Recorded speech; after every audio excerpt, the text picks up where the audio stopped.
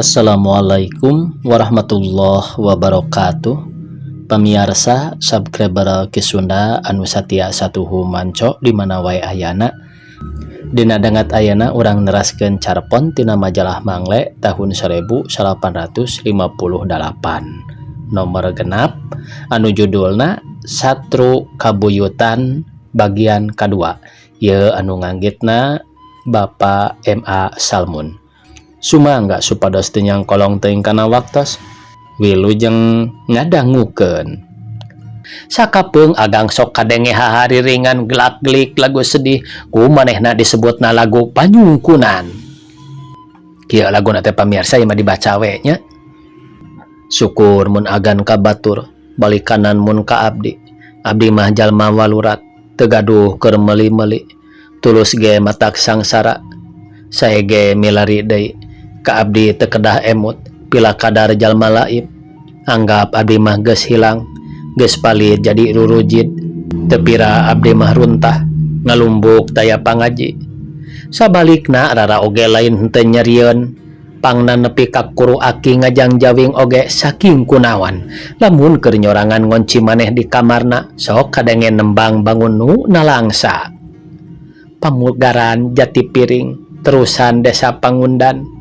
Laju kakuningan bae, ciangsana panulisan, Cihideung Wanayasa, aya hawur sisi sumur, kubang tengah pasawahan. Duh agang, kumaha kuring, rarasaan asa gundam, lalesu tenangan bae, ari rasku kawaasan, keukeuh nineng nalangsa, suka dicabutnya umur, tinimbang jeung pipisahan. Teu kudu dicaritakeun deui yen antara Arya Dibja jeung Arya Angga tuluy memusuhan mah malah nepi ka silih sapa. Sawatara bulan ti harita kaharepos percobaan geus mimiti orang jalan gede anu acan anggeus benar. Kakara ditimbri sakali kitu ge darapon keneh najan jalan acan padat pisan. Ari ceuk parentah mah kusih ngajalankeun kareta teh kudu sakencengna.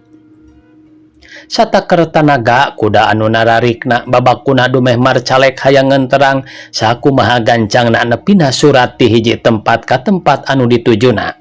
Eta kahar percobaan dina hiji mangsa bet mawa surat anu dikirimkeunana susulumputan ku Rara ka Agung. Ari eusina estuning matak ngagerihan pikir, matak ngarakacak rasa. Serat katur ing pangarsa nutuhu pupujan ati. Rahaden Angga Wiguna tibadegana nu laib Rara Komaraningsih nu udur dipuuk bingung jelema taya harga nu purah nandang kaperih anu nuju ngantos dinten panungtungan. Abdi hirup geus teu kiat nandangan asmara kingkin mangga sumping nyandak pedang ieu abdi garap pencit lajeng teras disiksik dicacag dugi ka ajur supados agan puas. Abdi oge tiis pikir batan hirup gering nangtung teu kawawa.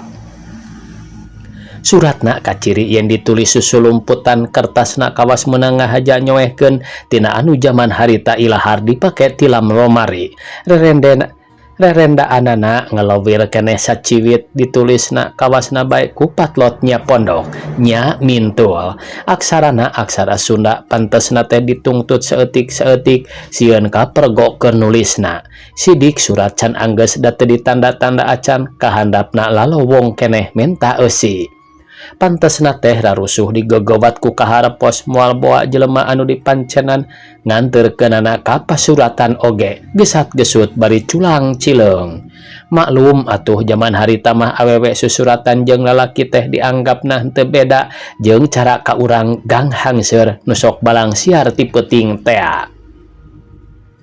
Ti barang agang nampa surat ti Rara kaciri pisan tambah ngorotanana jeung beuki langlang lingling gering nangtung ngalang layung muriang teu kawayaan. Ari dina hiji poe ibur salalembur genjleung sadadayeuh dumeh Raden Agang Angga Wiguna maot ngagelengkeun maneh kana kaharepos anu keur mengpengan sakencangna. Ari rob dibarorok kuno narulungan kasampak keur meujeuhna les pisan sukma ninggalkeun kurungan nyawa paturai jeung raga dina leungeun katuhu kasampak nyekal kertas secewir ari dipukahkeun sing horeng surat ti Rara tea. Najan harita acan aya antara jeung pia cara kiwari, tapi ari beja pabeja-beja mah nyebar lir bareng jeung selentingna angin atawa kolebatna kilat. Gancang pisan patarema yen agang ngagelengkeun maneh kana kaharepos dumeh pegat duriat. Ari ganti minggu tambah genjleung deui dumeh kabejakeun yen Raden Ajeng Komara Ningsih putra Patih putu dalam nutugkeun maneh di leuwih juragan nu pernahna teu jauh ti kapatihan. Hadena awakna teu tuluy ngalalep ka jero cai dumeh rag-ragna ninggang batu lempar dinu rada deet.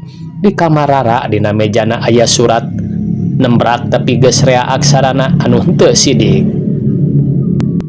Laas balas katinggang Cimata, pantesna teh surat sesa nyeung ceurikan anu lengkep keneh sarta rada tetela benang dibaca mah ngan sapada. Di dunya teu aya kadar, urang babarengan deui sugan jaga di akhirat, urang diparengah hiji. Allah mah teu mustahil mun rek ngaganjar ka makhluk. Mugi agan uninga mun ieu serat katampi nu ngintuna geus teu aya di dunya. Tah ti harita usum ngijih tahun 1810 antara Raden Arya Dibja Komara jeung Raden Arya Anggawiwaha teh silih sapa nyicikeun cai sakendi ngawurkeun lebu ngaguratan nyoehkeun sisi samping bari turun cado 7 turunan moal arek bebesanan. Lamun aya turunanana anu maksa kawin kajeun teuing dipungkarkeun tina kalangkang kakulawargaan sarta dipangmacakeun telekin direken geus paeh tur sabondoroyotna moal dianggap pencaran eta 2 Arya. Eta teh dina tahun 1810. Ari dina usum ngijih tahun 1858 endang sarjana muda anu geus beunang dipastikeun yen sakedeung deui bakal ngahontal gelar doktorandus ti barang balik vakansi teh tara katembong seuri. Pasemona murukusunu alum nguyung kaciri yen nandang wuyung ulat susah taya kahegaranana. Aya deui anu kaciri sedih katara susah teh nyaeta Titi kikindewan endang cacakan anyar keneh mesakan piagem B1 menisa 22 mah teu katembong berag. Ari sababna dumeh eta 2 budak ngora dina kerpakan si kungsi katenggel ku kahandeueul katumbuk ku sisiku si wulu-wulu kata rajang galagah kancana. Boh endang boh Titi pada kerputus pangharepan runtag sanis kara cita-cita pipikiran para roek peteng deket kabutarata. Dina kerpakan si endang nyarita ka indung bapana yen hayang nanyaan Titi diwalon ku bapana kasaksian ku indungna. Ari cara bapa mah jeung emak mesing arek kasaha oge moal nyarek ari awak suka sarta budakna daekeun mah ngan dina pelebah Titi kawasna bae pihak Titi anu moal mikeun. Lain itu teu panujueun ka awak tapi dumeh aya hahalang anu leuwih berat batan halangan lahiriah. Najan kitu coba-coba bae tanyaan didoakeun ku bapa jeung emak sing hasil. Waktu ditanyakeun hahalang naon bapa endang ngawalona pondok heureut aya larangan karuhun. Ulah wakahayang nyaho ayeuna ti bapa engke bae diterangkeun lamun geus aya omong anu puguh ti kolot Titi. Endang beuki panasaran tuluy nepungan indung bapa Titi kasima gen neger-negerkeun maneh menta Titi ka indung bapana. Nya di dieu endang menang katerangan anu eces teh. Ceuk indung Titi bari semu dumareuda. Kieu gara endang dengekeun sing regep bisi salah paham. Ku endang ge meureun karasa kumaha kanyaah ibu ka endang meuni geus asanya kami nantu.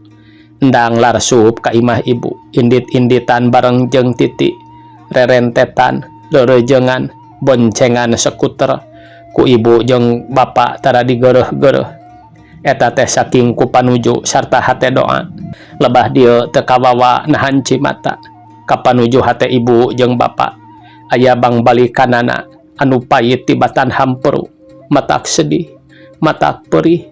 Malah ibu mah rajeun aral sering ibu nyebut harianeun kakaruhun. Ari sababna kieu urang tataan anu ibu apal bae ngarah singget endang teh incu ajengan ajuk panghulu agung anu kasohor pinterna teh ari eyang istri agan upat pernah mindona eta ajengan ajuk jeung agan upat teh apan putuna Aom Odong jeung agan Igay nu kongas patih bintang teh. Jadi endang mah meureun pernah canggah ka aranjeunna teh atawa wareng duka ibu teu pati apal kadinyana. Anu sidik teh endang kokocoran tidinya. Ari Aom Odong apan putra dalam pasir kabung. Ieu dalam pasir kabung teh putra dalam Angga Wiwaha anu tekung silila jumenengna dumeh pupus gobis tina kuda. Anjeunna teh adi cikal da cikal nama Aom Agang pupus keur anom keneh. Jadi tegasna endang teh turunan dalam Angga Wiwaha anu katujuh. Keun lanan eta urang tunda ayeuna mapai ti pihak Titi. Titi teh anak ibu. Ari ibu apan incu Patih Unding jeung Juag Empi. Patih Unding teh incuna Arya Embo anu kapeto ngajaga wates priangan zaman di Penogoro teh. Ari Embo teh rakana agan rara anu cikal. Ari agan rara pupus keur parawan keneh.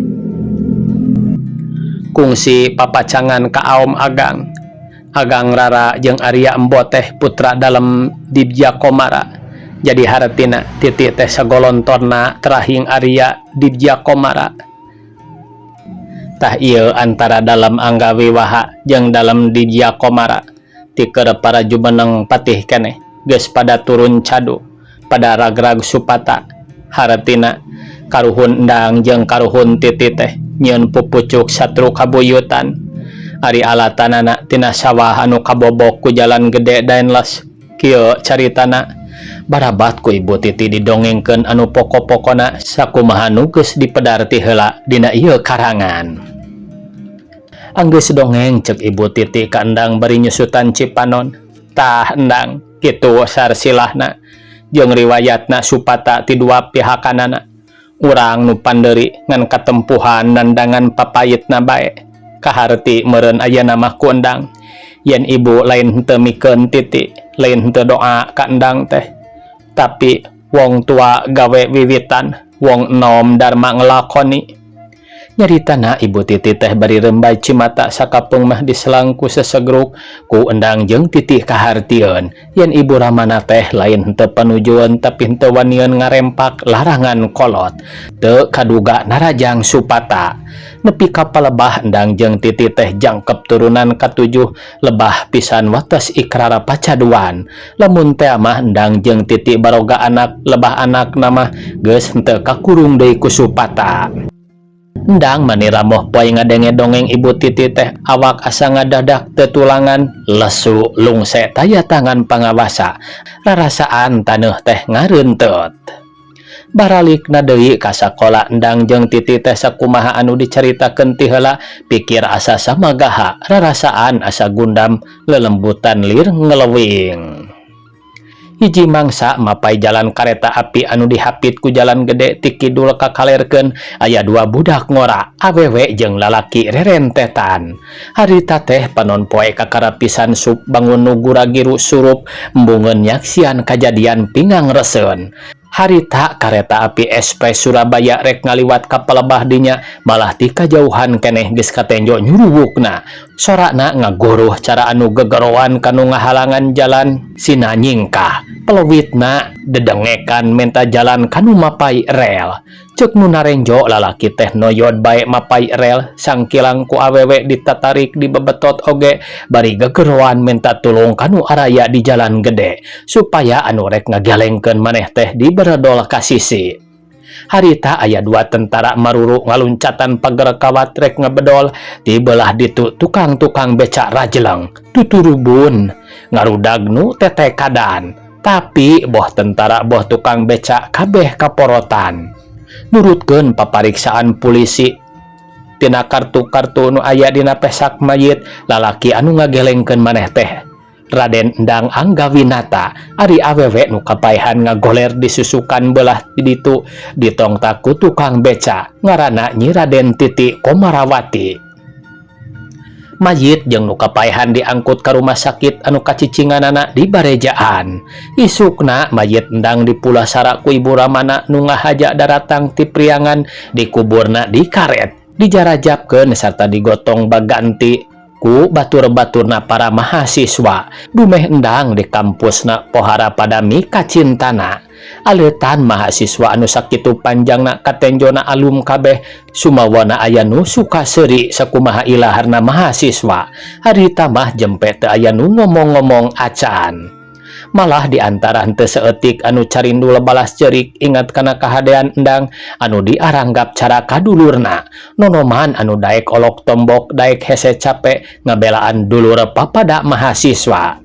Ari Titi sanggeus menang saminggu dirawat di rumah sakit dumeh kaganggu sarafna dina kadalapan poena menang balik. Ngingetkeun kaayaanana ku ibu ramana arek dibedol bae tina pagaweanana diajak balik ka priangan. Pokna ge bage dahar bage henteu hayang riung mung pulung di lemur. Kainggis teh sok sieun kasuat-suat heug dadalan pondok umur. Titi diajak balik teh henteu ngamanggakeun tapi henteu nolak pikeun manehna mah hirup jeung paeh teh geus sarua bae pangajina da dunya teh asa geus kosong. Hirup geus teu aya hartina paeh geus teu aya pikamelangeun. Piisukaneun mulang Titi bebeja ka kolotna jeung kanu dicicinganana yen arek nepungan heula sobat-sobatna ku sarerea di idinan. Dah kaharti atuh moal hade indit teu pamit ka sobat-sobat anu sagulung sagalang.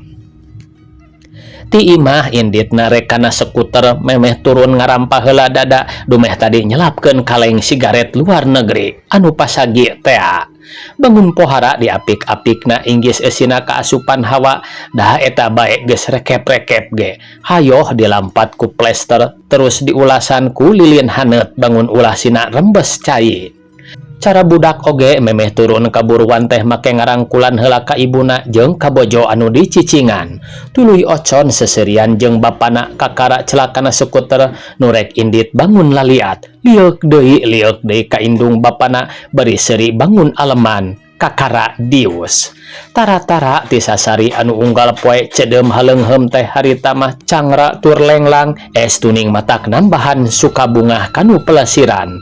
Di salah sahiji titik di kota Jakarta jalan gede teh mentasan Ciliwung skuter anu ditumpakan ku Titi oge ari mistina mah mentasan Ciliwung tea mapai jambatan teu kitu Titi mah.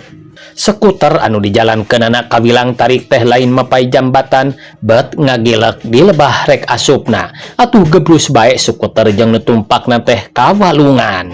Nuna renjo ting gararo ting darengek sawareh rabul muru kanu cilaka. Geus sajam leuwih kakara skuter jeung mayit Titi dihanjatkeun dibawa ka rumah sakit pikeun dipariksa.